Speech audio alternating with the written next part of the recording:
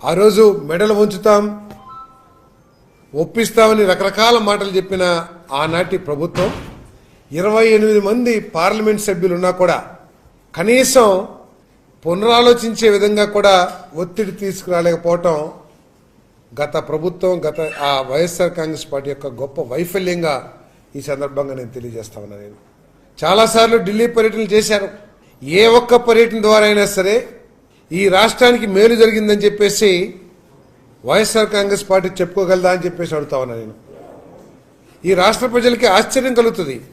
6 నెలల్లోనే చంద్రబాబు నాయుడు గారు సాధించగలిగితే ఆ రోజు 28 మంది పార్లమెంట్ సభ్యులు కలిగిన జగన్మోహన్ రెడ్డి గారు ఎందుకు దీని మీద కేంద్ర ప్రభుత్వం పునరాలోచించుకునేట్లు చేయలేకపోయారు? ప్రభుత్వం తరపు నుంచి ఒత్తిడి లేకపోతే ఇతర కార్యక్రమాల మీద, ఇతర కోరికల మీద ఇంట్రెస్ట్ ఉండి రాష్ట్ర ప్రయోజనాలని గాలికి వదిలేశారా అని చెప్పేసి ప్రజలకు అర్థం కాని పరిస్థితి అని చెప్పేసి మనం చేస్తాను.